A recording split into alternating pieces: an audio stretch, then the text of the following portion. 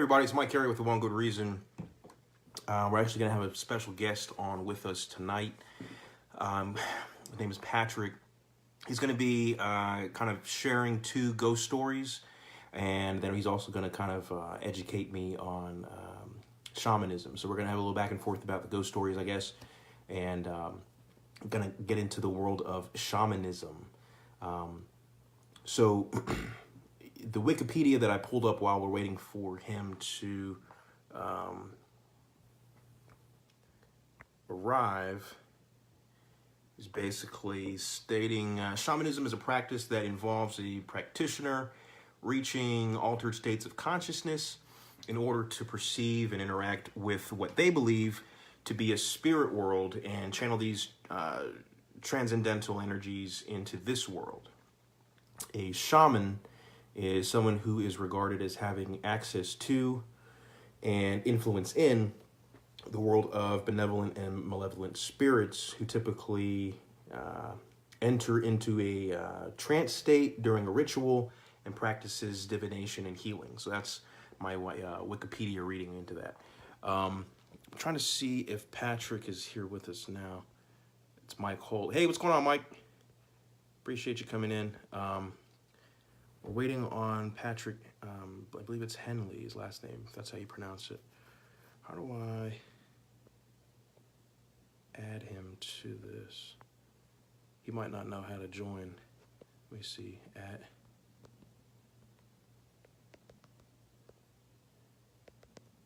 No, that's not working either. How do I get this dude in here?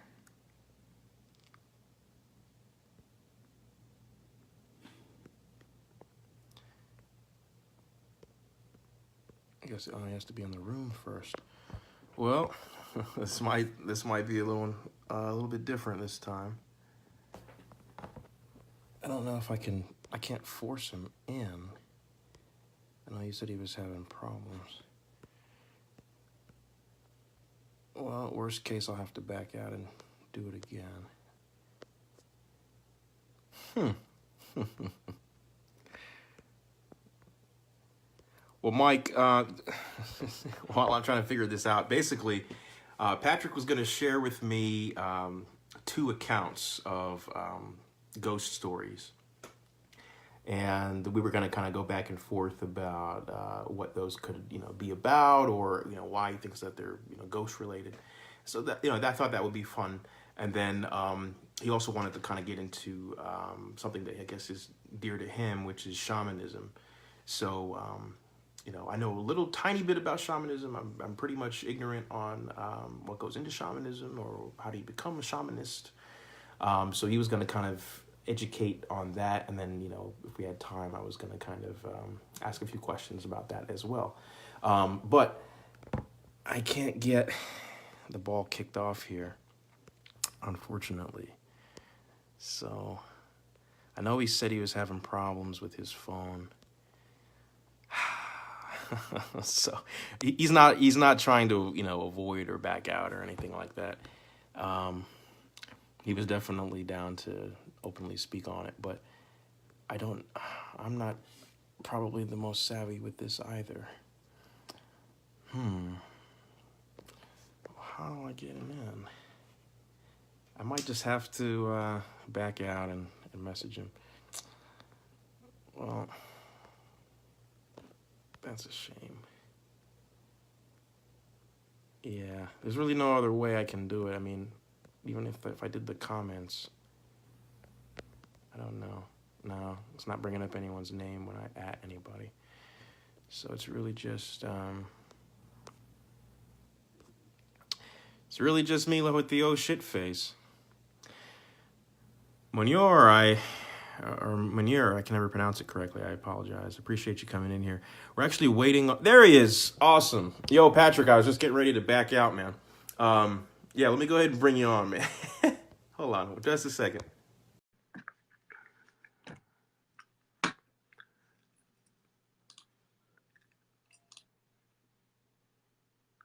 Hey, I just sent you the request. There you go. Oh, that's some shitty lighting. Wow. that work? No? I need to go to the bathroom. There's better lighting. That's One moment. a little bit better.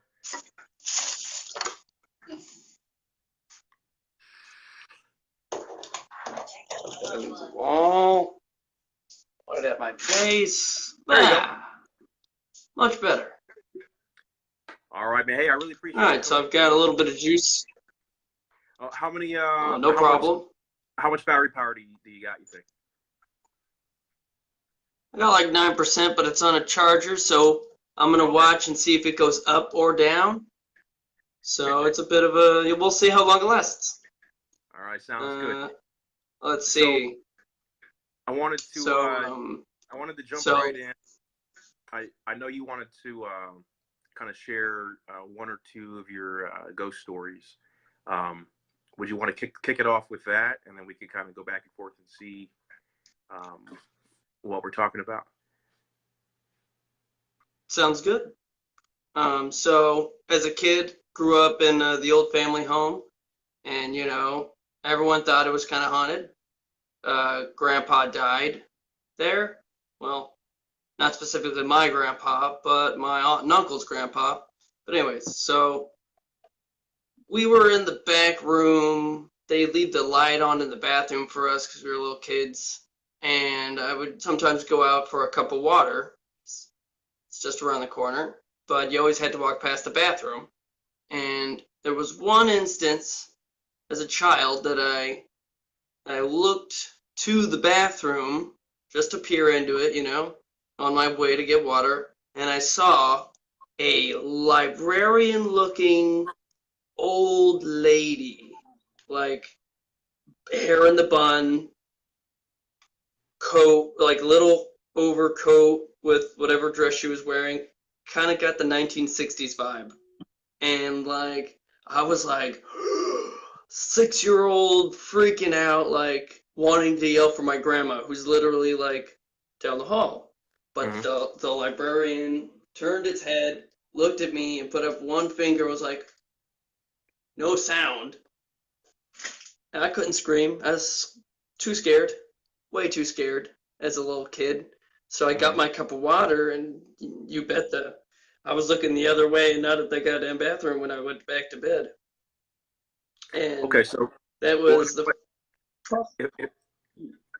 if I could just interject just for a minute. So I just kind of want to recap really quick. So you're in a house where and my condolences, a family member passed away. And it was before I was born, but yeah. It was before you were born, okay. And you were in the hallway, basically. You were going to go get a glass of water, a regular thing that you would do all the time. Do you remember what age you were just before I go on?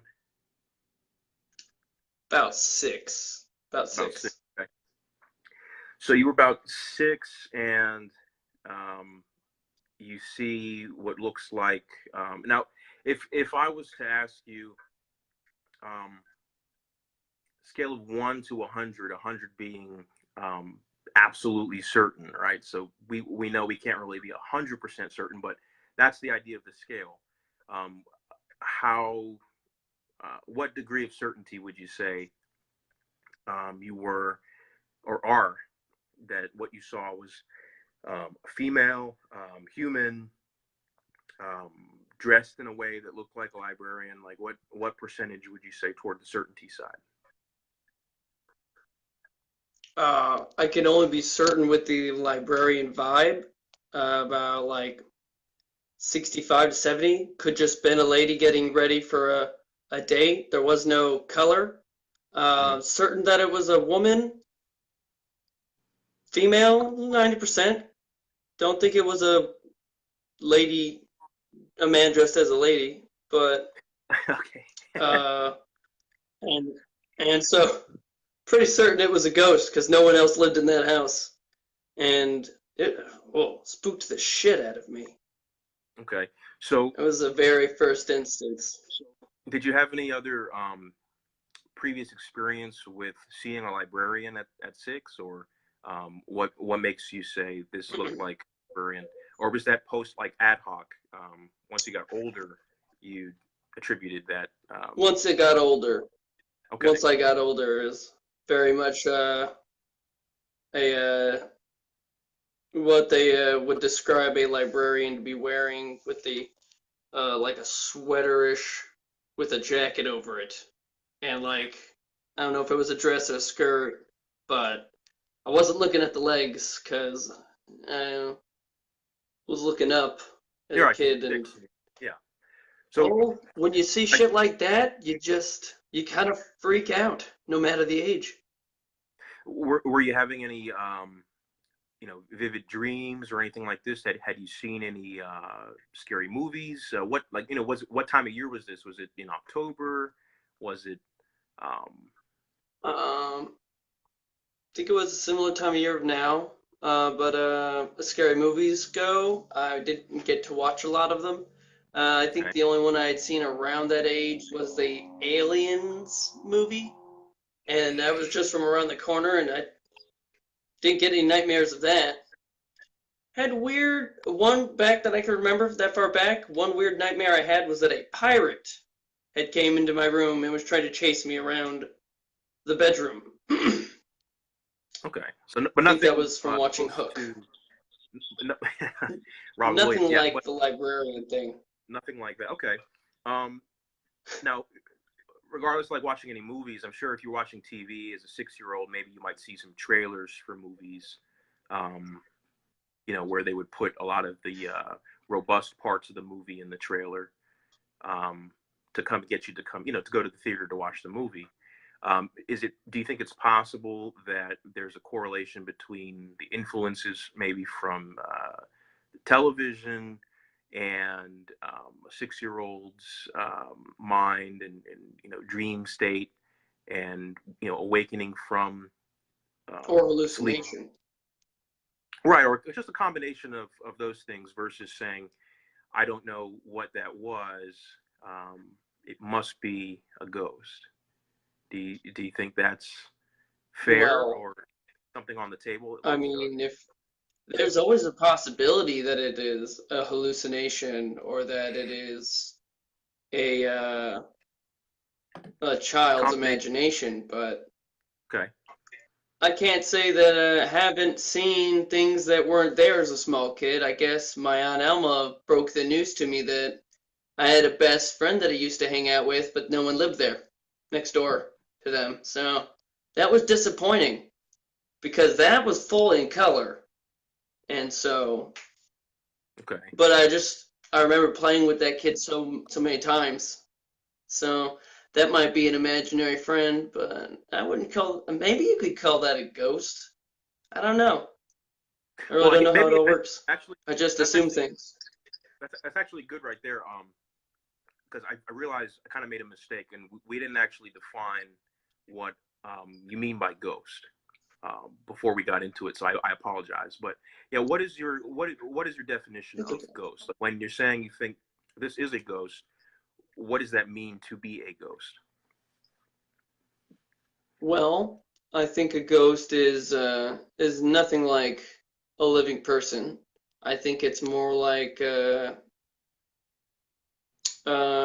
some type of external bodiless consciousness that your brain tries to interpret with the organs you have. I don't think it's anything like a whole person. I think it's just maybe pieces of people. I Okay. mean, the electrons and the mind, just a theory I have. Help me cope with life and shit, like other Mhm. people. But that's kind of my thought process.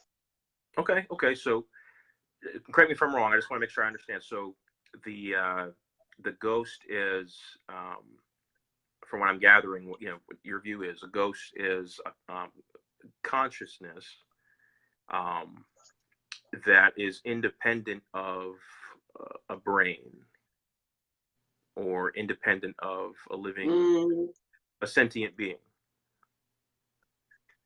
yeah, more like an echo of a consciousness. It's not really there, or just something that plays out. And how do you I how do don't you know how often, but how how, I how do you think the consciousness separates from the original sentient being and becomes independent. See, that's tricky. I wouldn't really know, but I could I appreciate guess what people have described as traumatic experiences or deaths where people were feeling intense emotions or whatnot, or maybe didn't expect to die. I can't be totally sure, but that's from a belief and whatnot state, not a material evidence state. It's just my theory, like how there are ancient buildings with haunted halls and whatnot. I just think it's traumatic, maybe more than one person's traumatic experience becoming something. Not something I can describe, Okay, so but definitely something I've hallucinated without drugs. So okay, I guess that's the yeah, only way I could try to explain it. I need to kick this light on. but okay, so you're not dismissing all other possibilities of what it could be. You're saying that you're Yeah, feeling it might be this thing that you're calling a ghost, but you could be wrong, and it could be one of any other many things, right? You're not yeah. I've never. okay. Can't hear you. What? Oh no, I was just saying. Okay. Okay. And I think that's good. I think that you being open to, hey, this is how I interpreted what was happening. I really don't have an explanation as to what was happening. This is what it looked like to me, but at the same time, I don't know what the fuck it was. I think that's a good position to be Exactly. in because yeah. So totally respect you leaving other options on the table. What was the second story that you wanted to share? Well, it's very short. I was the same house. Us kids were put into a bigger room, so we had our own beds and area. Huh? Um, and it was just me in the room playing with toys in a hilarious and lewd manner. And then from behind me, just heard my name. And I went and searched through the house. Everyone was pretty much in the, what would I call it? Living room area? No, it's got fireplace and large windows. It's The a the window family room room or or whatever. the Family room. That's a yeah, good way to yeah. put it. They were family were in there. It's a family room. Yeah. And so I came out similar age, pretty much like, who's calling me? And they're like, no one's calling you. And then they decided to mess with me and tell me about Bloody Mary and all that other weird crap. And so that's when I started to get paranoid of that house. Yeah, of course, of course. Yeah, And especially if they're would you but say yeah, that there are people living in it. was that before or after the other story? Were you older or younger that in that instance? I was a little older at that instance because we had gotten into the larger room at that point. Uh, Okay. First one happened much earlier, much creepier. While that one Now, was just not such an intense thing, a much softer moment of paranoia. I did have Yeah. It, an experience like that. I have to say it was before I went to elementary school, so I don't know what age I was. It was just before, excuse me, just before I went into elementary school, so maybe 4 or 5. Don't quote me. 4 or 5, and I was playing the Nintendo Entertainment System. I was playing Super Mario Brothers, and I wasn't in school. My mom was at work, and my dad was home with me. I don't remember why. I think he was on disability or something. He had hurt his back. I think that was what. Yeah, he just had a surgery. Yeah, and he was on disability. from his job. And so it was just me and him, and my older brother was at school, and I'm in the back room, which was kind of a ways away from we also had a family room with a fireplace. And so he was in there watching, like, daytime TV, and I was in the, in the back playing video games. And I had paused the game because I forget why. I paused the game to scratch my arm or something, right? And I didn't want the timer to keep going. Yeah. So I paused the game. I scratched my arm. So it's it's completely silent. And I heard, or I would say that I heard, Michael. I heard my proper name, Michael. And it sounded far away and echoey. So I said, "Oh crap! My dad's calling me." So the game was already paused. So I got up and I go out there and I say, "Yeah, well, what do you want?" Yes, Dad. What's going on? And he's like, "Oh, I didn't call you." And he seemed annoyed because he's watching his show. So I was just kind of like, "Okay, whatever." So I go back to the room, and there was another Michael, and I just kept playing the game. And then he came in the room and he's like, "Hey, I was calling you." And I'm like, "Well, the first time, I went out there, you said you weren't talking to me, and then I heard it again, and then you." So I remember that.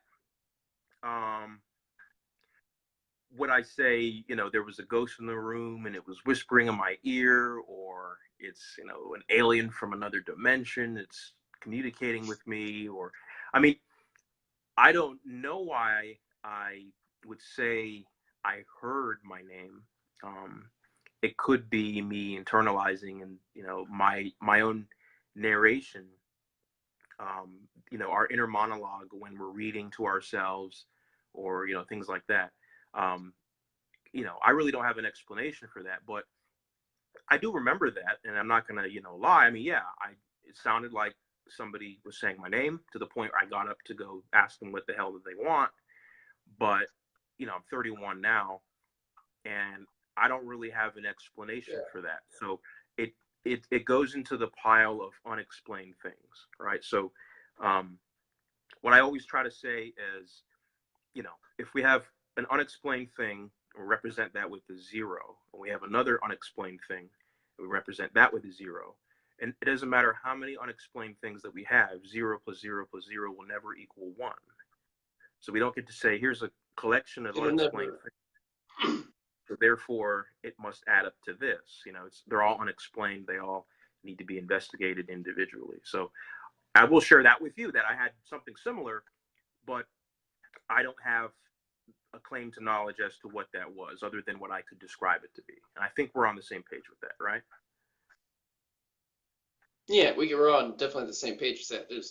I don't think there's any way to be 100% accurate without tools and whatnot. But I can say that we're people and we experience things. And there are a lot of people who have experienced similar things, but it's not like I live in Ireland and say I saw a leprechaun.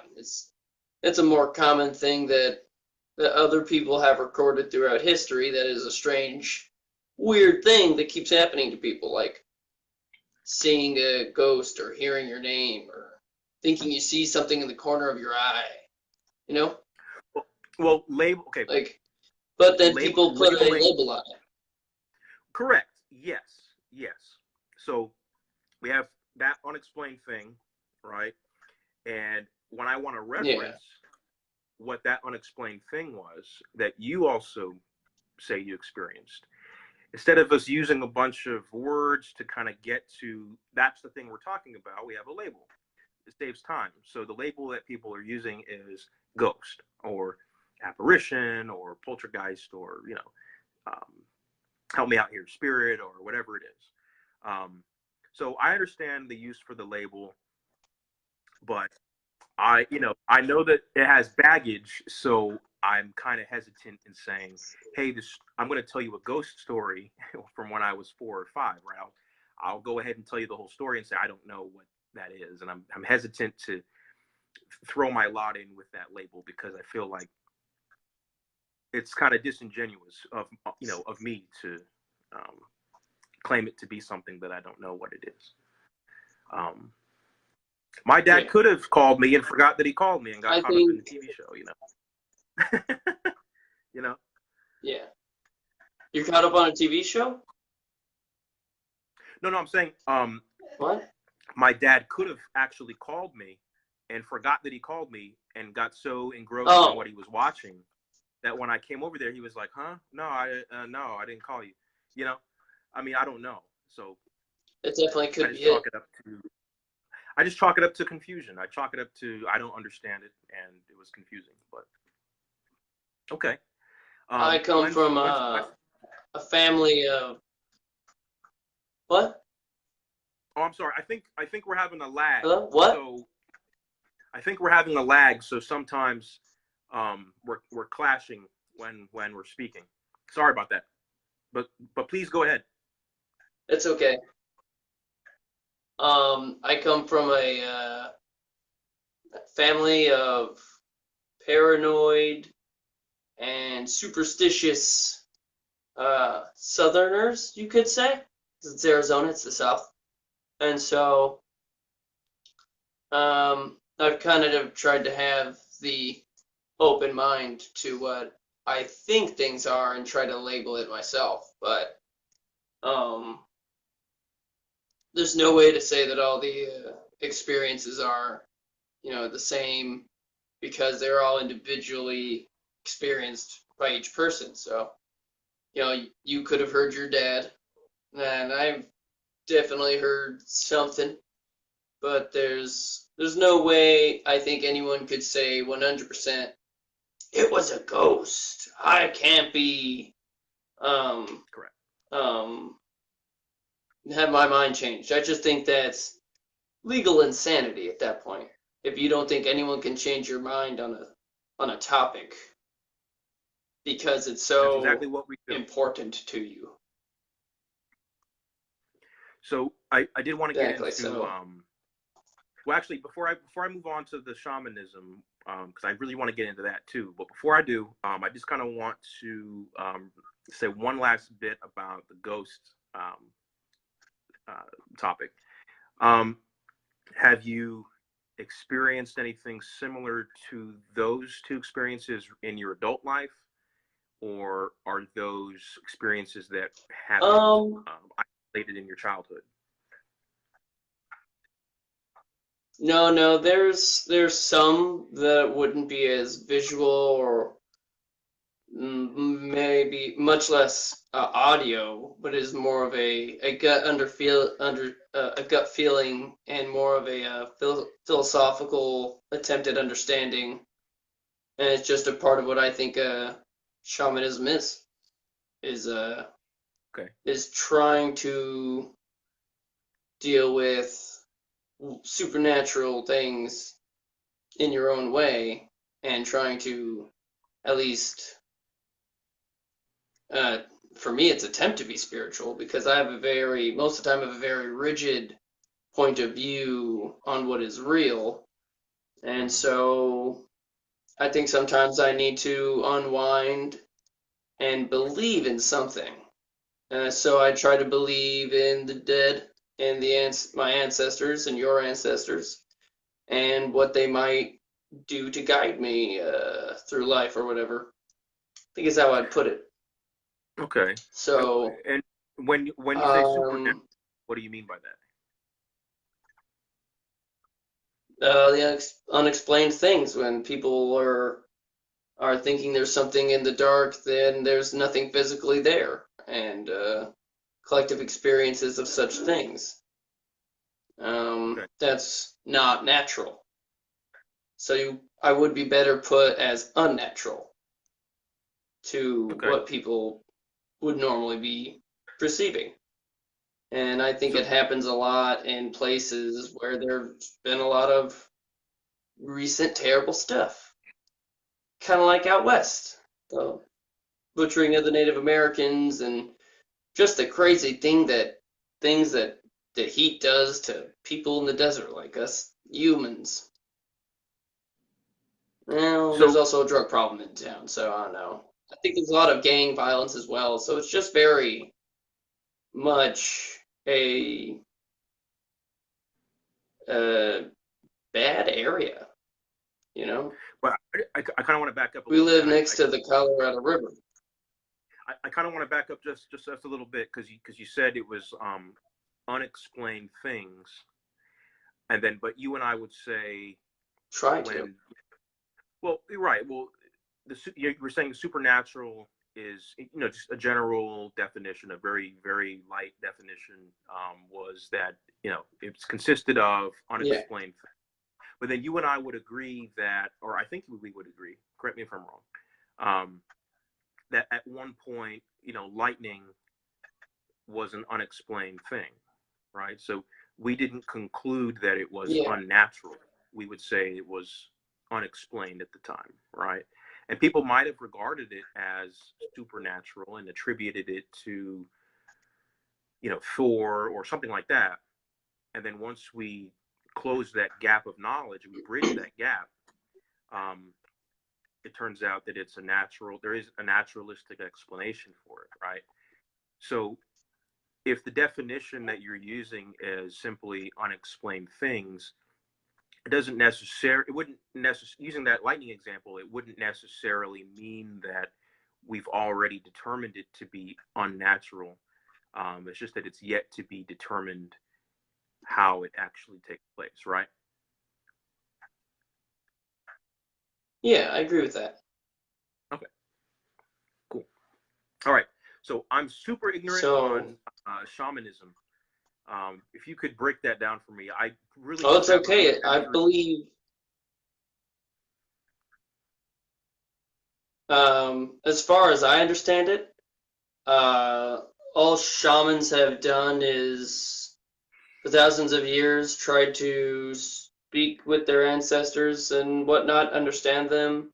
Majority of the time, it is with things like mind-altering drugs and whatnot, like mushrooms. That's Mhm. what I would use or do use on occasion.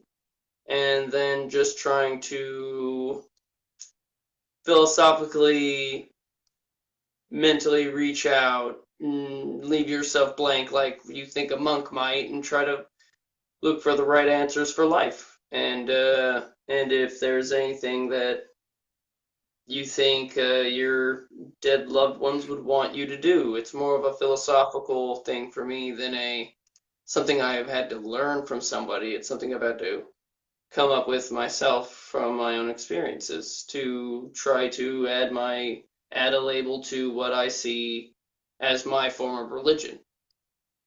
Because I find a lot of religion to be what I would consider a lot of legalized insanity. And if I'm going to be crazy, I don't want to be controlled by a group or have to pay tithes to a community. I don't think that's what spirituality is about at all.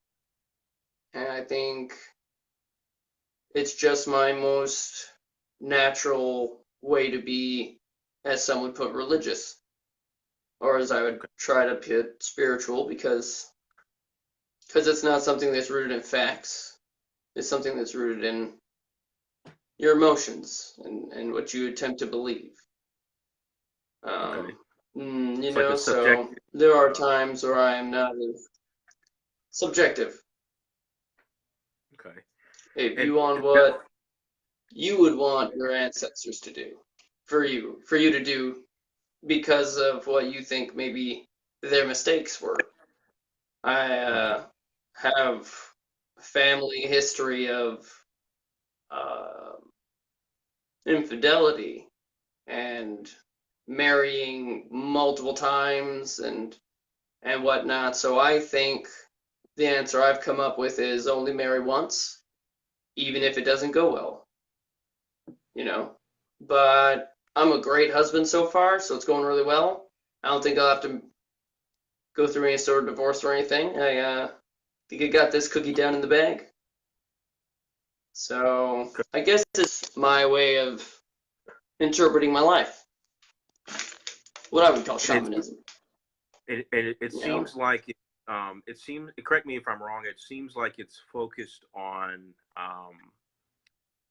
this is just my crude understanding of it. It seems like it's focused on learning from your predecessors, specifically your ancestors, and that there's still Mm-hmm. some kind of open line of communication with them, like a hotline to, hey, give me some advice to get through this situation, or something along those lines. Is that correct, or am I misunderstanding? Yeah, like some might say they try to